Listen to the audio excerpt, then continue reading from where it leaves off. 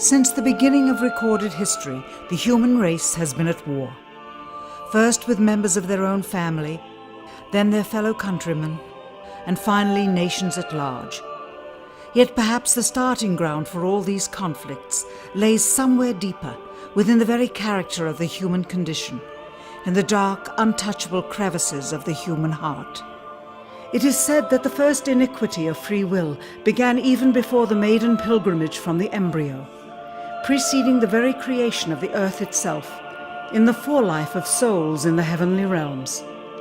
The dawn of warfare, some believe, was initiated by a fallen angel whose trespass against God was pride. In ancient Babylonia, in an age so long ago that the exact millennium remains in question, the Tower of Babel began construction. It was to be the single greatest achievement of the human race. A tower so tall that its summit would reach the heavens, and by it prove to the world that their race was superior. It would be God's irony that it would never be finished. Time passed, nations fell, a machine age emerged, and once again the ingenuity of the species which held dominion over all others unveiled what was at the time the most monumental accomplishment ever imagined, the largest machine yet constructed. An automation so mammoth and so revered, even before its first demonstration, that its only befitting name was Titanic. On April 10th, 1912, it set sail.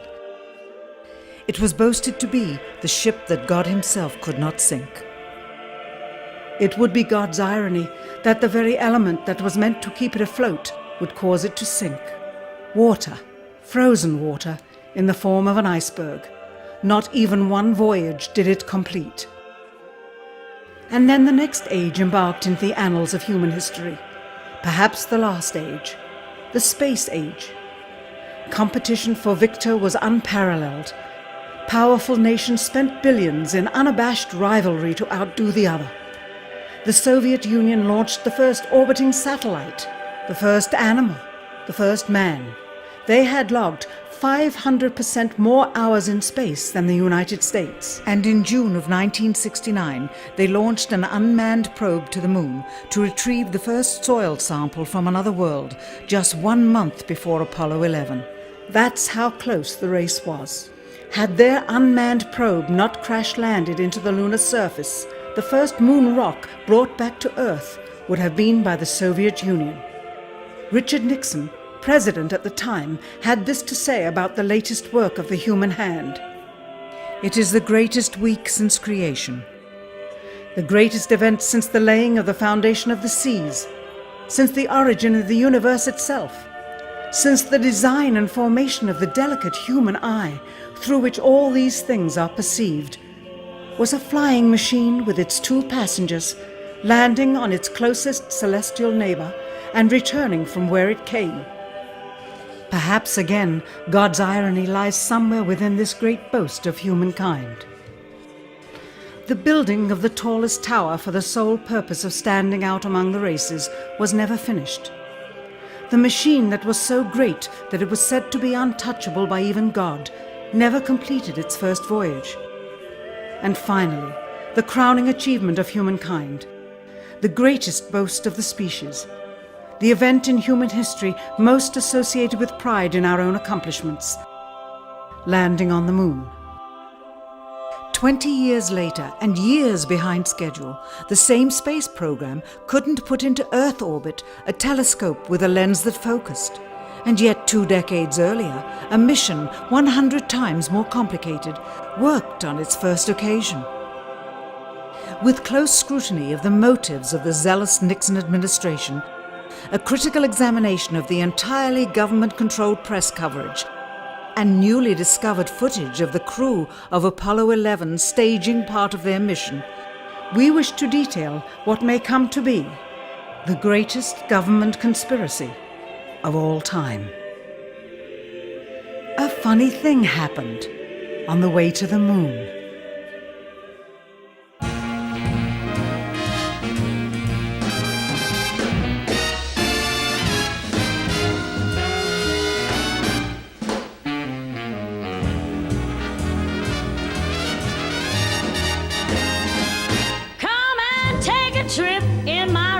ship.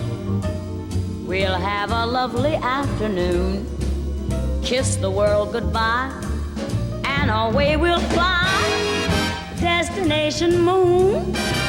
We'll travel fast as a light till we're out of sight. The earth will be like a toy balloon. What a thrill you'll get riding on my jet. A destination moon. We'll go up, up, up, up. Straight to the moon we two. High in the starry blue. I'll be out of this world with you. So away we'll steal in my space mobile, a supersonic, a honeymoon. Leave your cares below, pull the switch, let's go. A destination moon.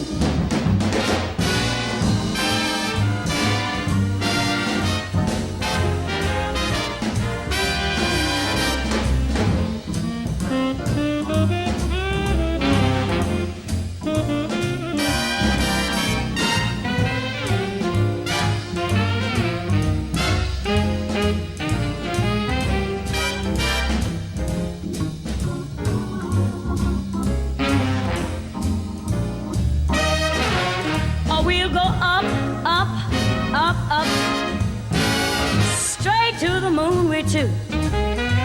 We'll be high in the starry blue. I'll be out of this world with you.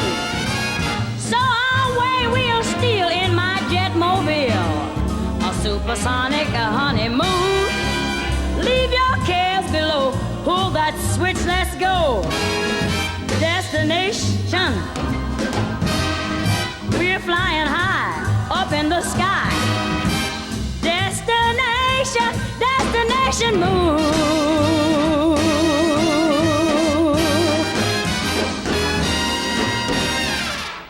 Dr. von Braun, how would you say we stand in relation to the Russians, and do you think we can ever catch up? I'm convinced that in the space field, the Russians are ahead of us, particularly in large weightlifting capability. And that at the moment, the problem is not so much to catch up, but first build up the working speed that they have already demonstrated. After we are running as fast as they do, there's still a considerable gap to close, and only the future will tell whether we'll manage to close that gap. We cannot and will not ever get into this race as we should, so long as all of our objectives are short-term objectives. We've got to have no finite end to our objectives. The end of our objectives should be as far as we can see at any given time. But right now, we need a 10 to 12-year program that has as its ultimate goal the manned domination of space. And if we don't, we're going to be in trouble. I believe that this nation should commit itself to achieving the goal before this decade is out of landing a man on the moon and returning him safely to the earth. We must assure our preeminence in the peaceful exploration of outer space, focusing on an expedition to the moon in this decade. T-minus 60 seconds and counting. We passed T-minus 60. 55 seconds and counting. Neil Armstrong reported back when he received the good wishes. Thank you very much. We know it will be a good flight. Good luck and Godspeed. 40 seconds away from the Apollo 11 liftoff. All the second stage tanks now pressurized. 35 seconds and counting. We are still go with Apollo 11. 30 seconds and counting. Astronauts report it feels good. T-minus 25 seconds. 20 seconds and counting. T-minus 15 seconds. Guidance is internal. 12, 11, 10, 9. Ignition sequence start. 6.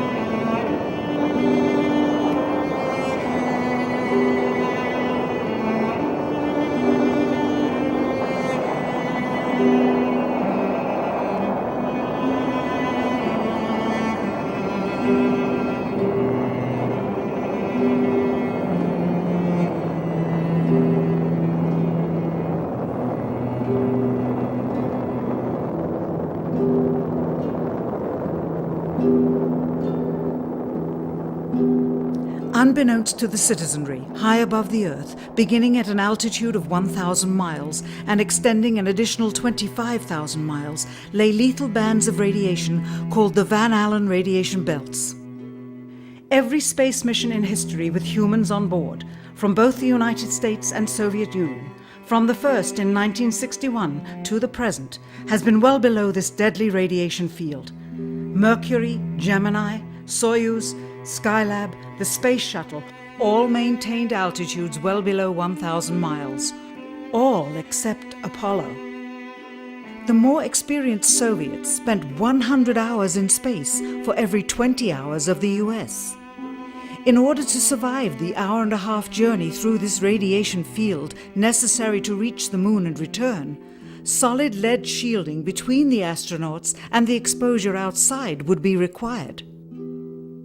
The mammoth Saturn V rocket used by Apollo was already 35 stories tall and weighed as much as a battleship.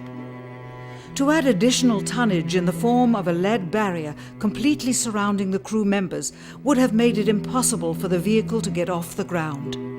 That is why the Soviets, though more advanced, only sent an unmanned probe to the moon.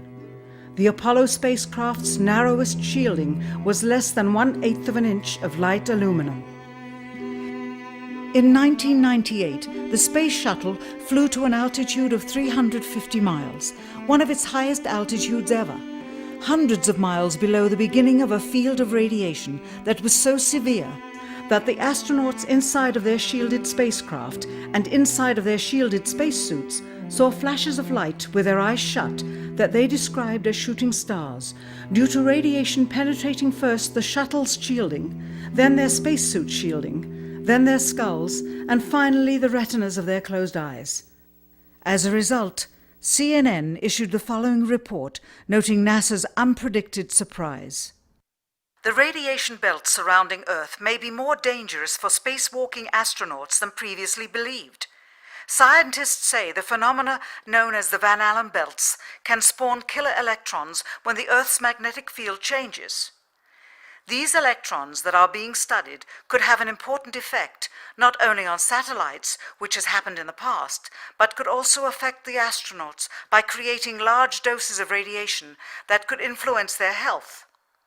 The electrons can penetrate through various materials, including spacesuits, and can pass through, in fact, the walls of the space station, and can create high charges deep inside of these objects.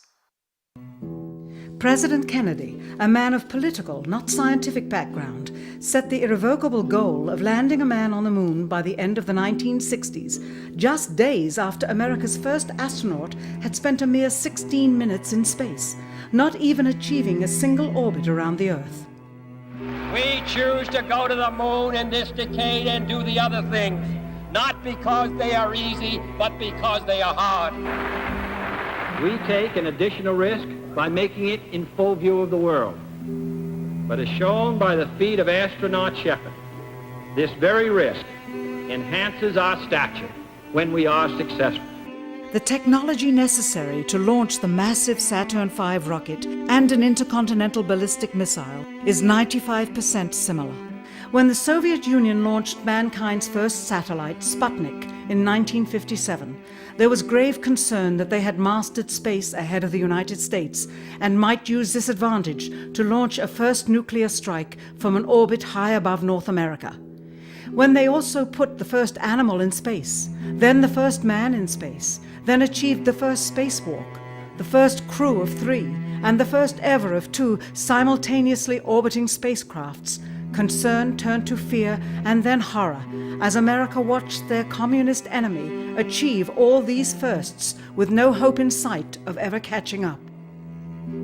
President, a member of Congress said today that he was tired of seeing the United States second to Russia in the space field. I suppose he speaks for a lot of others. What is the prospect that we will catch up with Russia and perhaps surpass Russia in this field? However tired anybody may be, and no one is more tired than I am, it is a fact that it's going to take some time, and I think we have to recognize it. They secured these large boosters which have led to their being first in Sputnik and led to their first putting their man in space. We are, I hope, going to be able to carry out our efforts with due regard to the problem of the life of the man involved this year. But we are behind. If it was impossible to better the Soviets in the space race, which was really a race of technological armaments, what could be done? How could America offset the threat of superior weaponry? Throughout the history of rivalry and war, astute generals of lesser armies than their counterparts have used deceit and misinformation as a method to achieve victory. In World War II, for example, columns of inflatable tanks were placed at locations afar from Normandy to draw German forces away from the real location of invasion. The Star Wars missile defense program rigged tests to make it seem more advanced than it really was. That's the conclusion of the General Accounting Office. The aim was to fool the Soviet Union about US military readiness during the Cold War.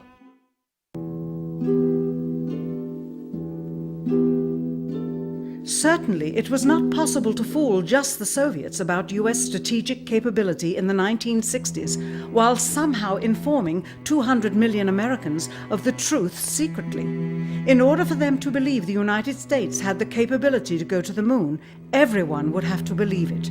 Furthermore, the pride of a nation was at stake, and the goal of a martyr, not to mention the growing unrest domestically of a government throwing tens of thousands of lives away in a foreign war riddled with contradiction and ambiguity. In addition, the Apollo program had already spent billions of dollars. If it failed to achieve its goal with such an investment, it would indeed be a large and bitter pill for the taxpayers to swallow. The cost of the program, whose sole goal was to be the first to plant a flag on the lifeless rock just outside the Earth, if adjusted for inflation to the 21st century, was $135 billion. With a profit margin of just 7%, this would be equal to over $9 billion profit going to the privileged contractors chosen by their friends at NASA. If the machinery was in fact only achieving Earth orbit, as other earlier missions had already done, then the completion and functionality of the other components would not have been as important, and even more profit would have been made. $135 billion could feed 2 million people for their entire lives. It could also buy 2 million two-bedroom houses. Yet how could such an undertaking be kept secret, and for such a long time? To the latter, one needs only to remember that an unsolved riddle 6 years older, the assassination of President Kennedy, still daunts the minds of the vast majority of Americans. As a parent of a conspiracy, as his assassin being assassinated himself, the truth of the matter has still escaped history. In keeping a secret of the magnitude of the Apollo missions being fraudulently created, one turns to the Manhattan Project for comparison. Surreptitiously building the first nuclear bomb during the early to mid-1940s involved 129,500 people over a 3-year period. Yet the secret did not get out. A quarter century later, the art and technology of espionage inevitably improved, narrowing dramatically the number of players in the know of a large clandestine operation. Just 1 year before the first mission to the moon, NASA launched the Tetra satellite, specifically designed to simulate flight data coming from the moon, so that the ground crews could rehearse the landing, much as the astronauts did in their own simulations. Had it not supposedly fallen back to Earth, all that would have been needed during the actual flight would be a repeat of one of these computer programs, with a few original variations, transmitted to the satellite for rebroadcast to Houston. Scores of computers and their deceived operators on the ground would then receive prearranged information, including the alleged location, altitude, and fuel consumption of the spacecraft, as if it were descending to the moon's surface. If the Soviets tried to find the actual location of an Apollo crew in the hundreds of thousands of miles surrounding the Earth and the moon, it would be tantamount to trying to find a rowboat in the Atlantic Ocean. The fact that the Apollo program was so departmentalized, with various construction and test sites around the country, meant that only a few people saw the whole picture. And for the first time ever, there was no independent press coverage of such an historical event. Whatever pictures and sound were distributed to the public were strictly controlled and previewed by the federal government. They were then disseminated unchecked until this hour.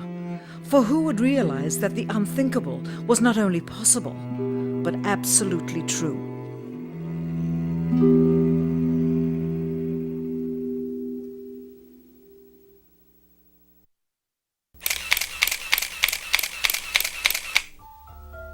And what of the photographs?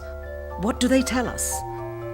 On 3 separate occasions, our office asked NASA's Public Relations Department for every single picture of an astronaut on the surface of the Moon, just during the maiden voyage of Apollo 11.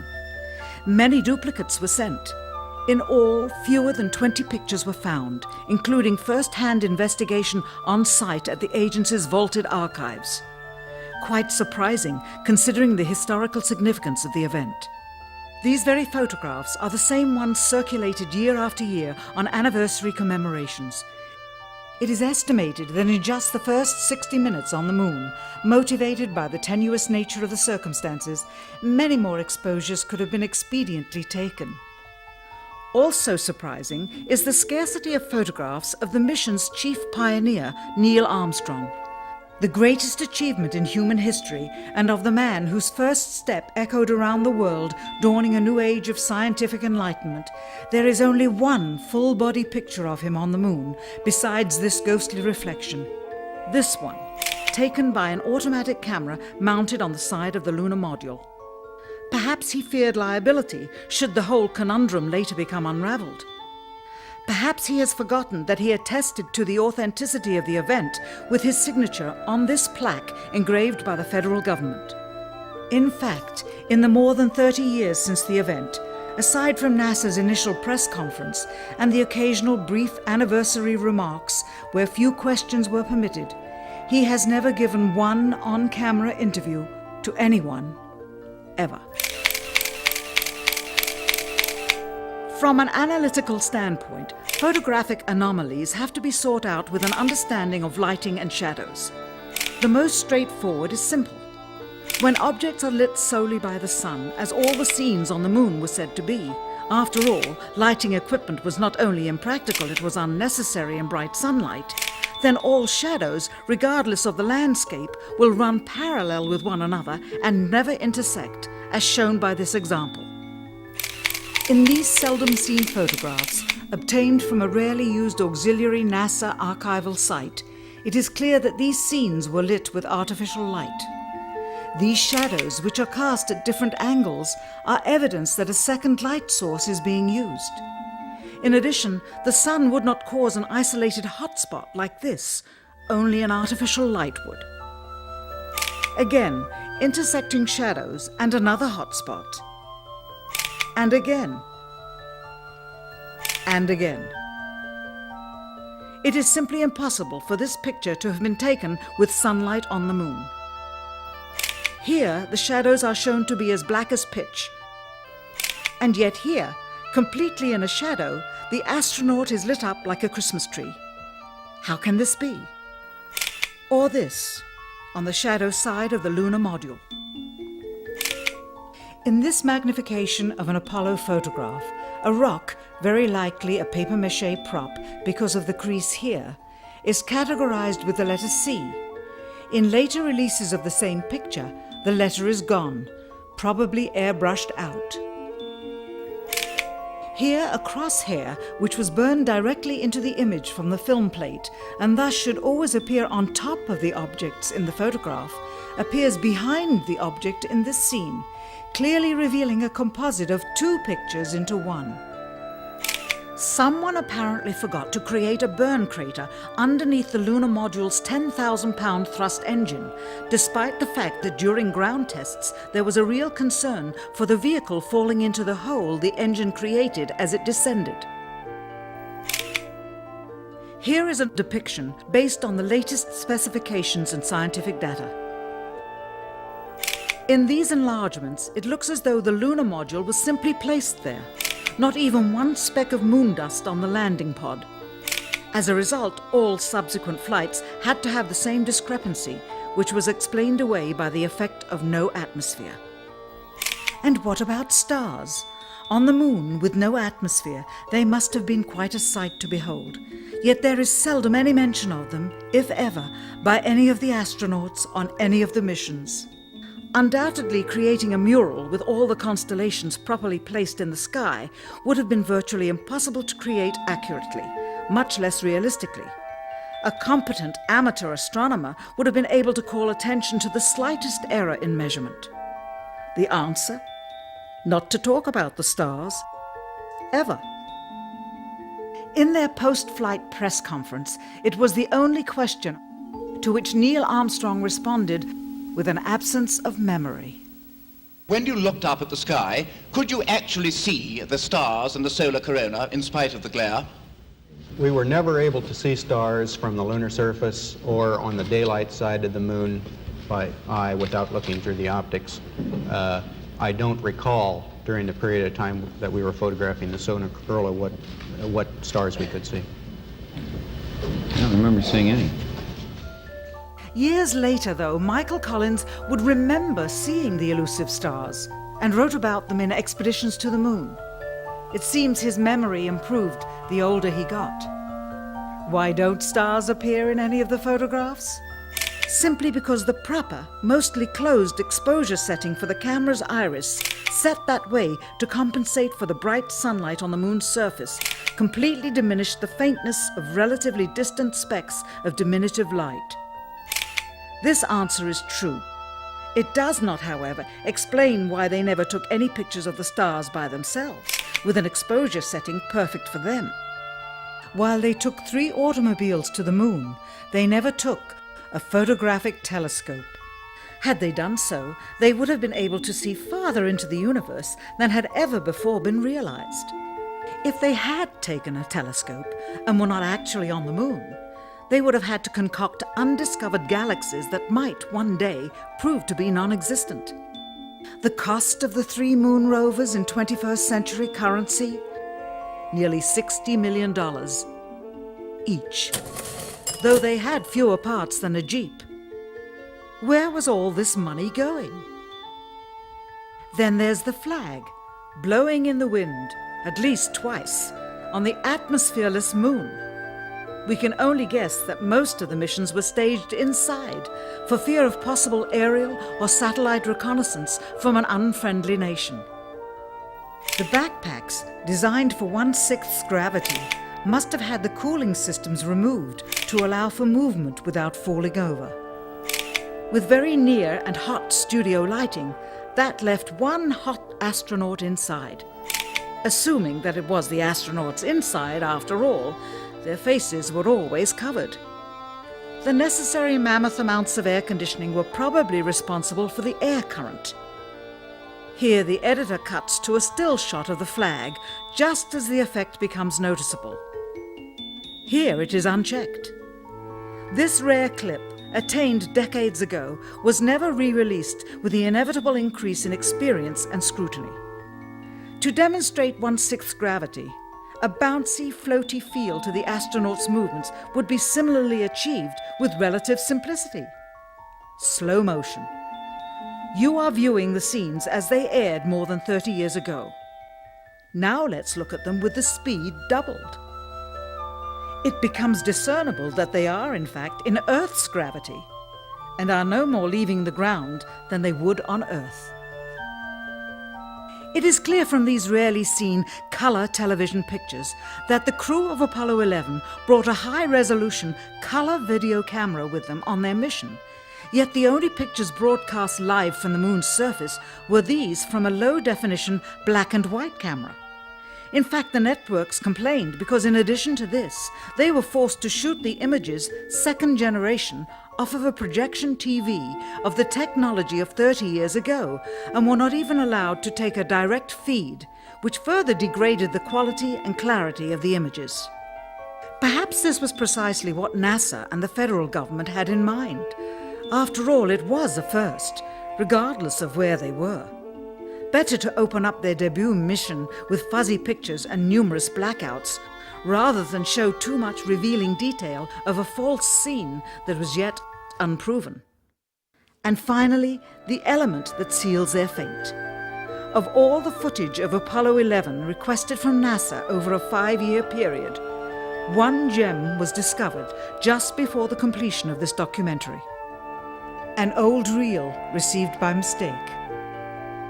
It contains the raw or unedited footage of the crew of Apollo 11, Michael Collins, Edwin Aldrin Jr. and Neil Armstrong, staging part of their mission for nearly an hour in living color, with exceptionally clear behind-the-scenes audio of conversations discussing the techniques used to achieve a disingenuous picture depicting the Earth at a distance, in order to falsely demonstrate their far journey from it and their ability to survive passing through the Van Allen radiation belts. It cannot be misconstrued that this staging was done for some other reason prior to the mission, for the reel itself is slated and dated July 18th, 19th and 20th, 1969, the very days of the mission when they were said to be approaching and achieving lunar orbit. Furthermore, it is apparent they are in genuine zero gravity aboard the actual spacecraft, necessary to convince the mass media of their authenticity, just not any further than Earth orbit, as you will see. In this never-before-seen or heard footage, not only is the radio conversation between the astronauts and Houston Control audible, there is a secondary, private conversation taking place between the crew and a third confidential party, prompting the astronauts with what to say, when to speak, and how to effectively manipulate the camera to achieve the desired misleading effect. NASA claims that the Houston transmissions were the only ones taking place with the astronauts. Listen now as Houston Control initiates a conversation with the crew, only to find them too preoccupied with the behind-the-scenes trickery to respond. Moments pass and the oversight is picked up on by the clandestine third party, who quickly prompts them with, "Talk." Immediately, Neil Armstrong speaks. Hello, Apollo 11. Houston, Goldstone says that the TV looks great. Over.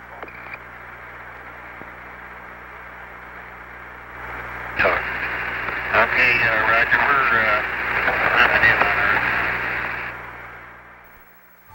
Again, the illusion they are attempting to create is the Earth at a distance to demonstrate their far journey from it and their ability to survive passing through the Van Allen radiation belts. Understand, too, that only about 20 seconds of this raw footage was ever broadcast to the public, and these conversations discussing their deception were believed to be private. Until now. Here they discuss that these television transmissions were in fact not broadcast live as everyone believed. They were first screened and edited for playback later. Roger, Neil. We just wanted a narrative such that we can, when we get to playback, we can sort of correlate what we're seeing. Thank you very much. Here they discuss the fact that they have turned out the lights and have blocked out sunlight from entering the spacecraft through the other windows, as to not cause any reflected light to fall onto the spacecraft's wall in the foreground. Okay, very good. Well, we shut out the sun coming in some of the other windows into the spacecraft, so it's looking through the number one window, and there isn't any reflected light. The reason this was done is so that the truth of the matter would not be revealed. It is this. Though the federal government would have you believe that this is a view of Earth from a distance out of the spacecraft's window as it nears the moon, it is not.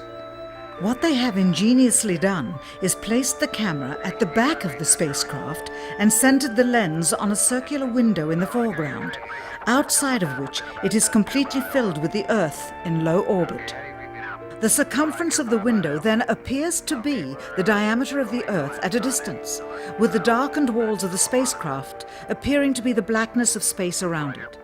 That is why they wanted the interior dark and blocked out the sun from entering through the other windows.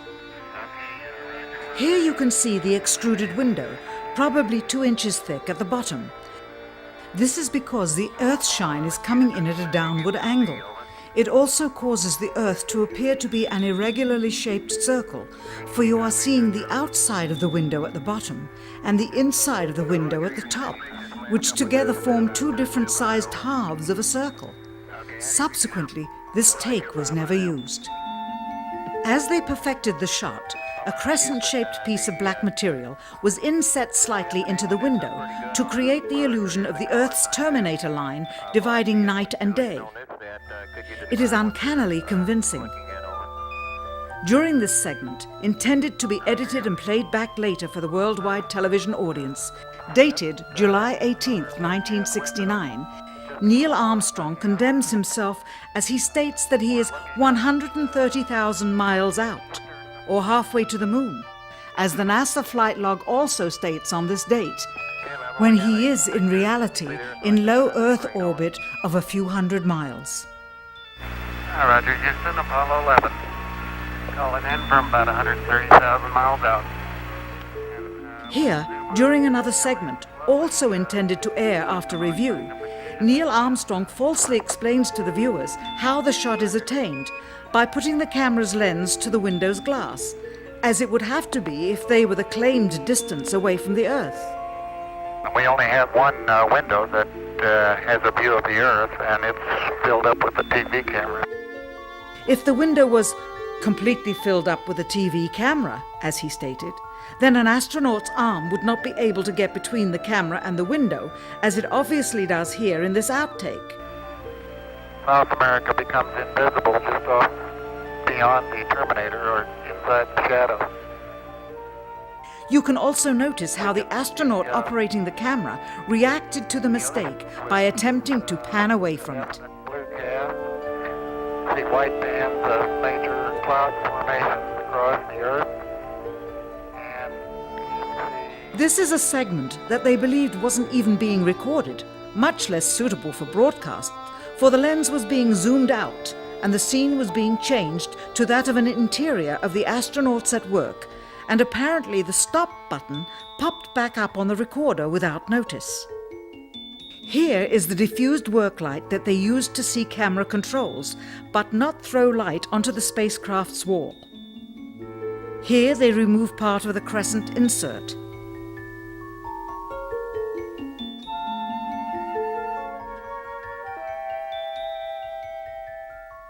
Finally, the iris is opened up and you can see the real location of the camera and the very bright and near Earth out the window. Here is the slate for the 19th of July, and the same shot of trickery on the 19th of July, and then the 20th, and the same misleading shot on the 20th. Later that evening, they were said to be walking on the moon. How can this be when they were in Earth orbit only 9 hours earlier, and the moon is some 3 days' journey away? Furthermore, if they genuinely went to the moon, why would they be faking any part of it? Why this trickery with the window? By faking being halfway to the moon, it becomes apparent that they did so because they could not even go halfway.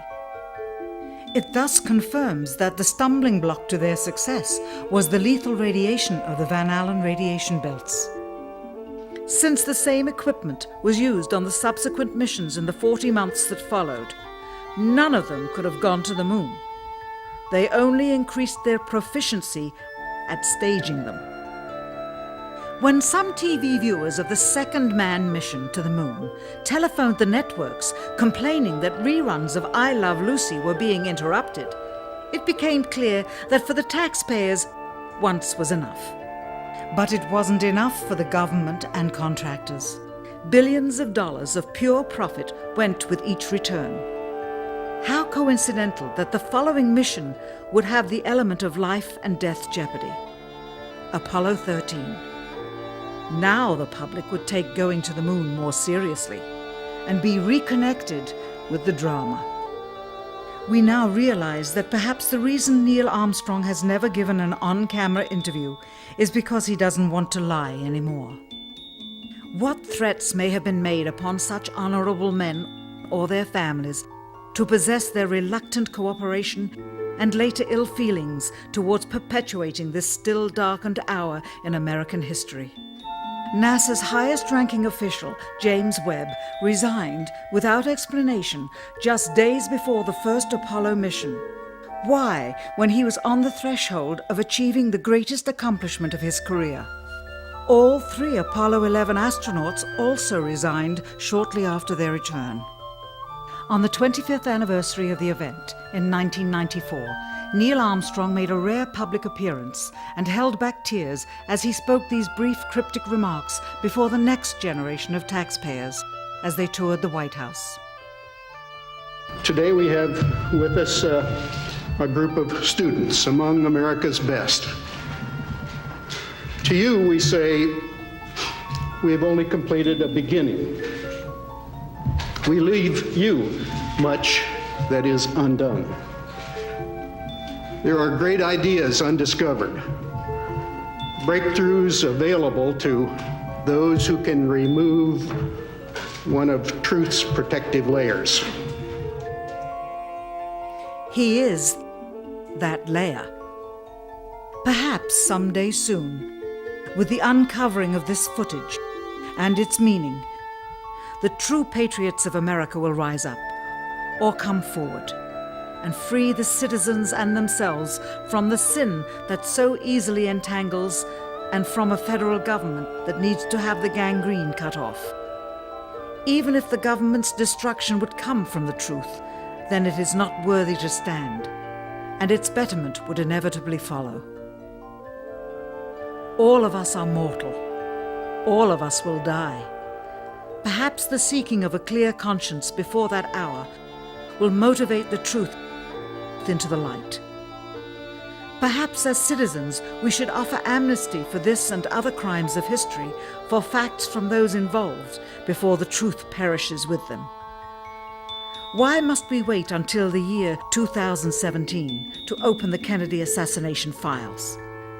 Perhaps they will not even be opened then, for the law that reluctantly stipulates their release says so with this clause, quote, with the exception of documents certified for continued postponement by the President. Whoever believes the citizens to be too immature for the truth are too immature for power. The truth will always set us free.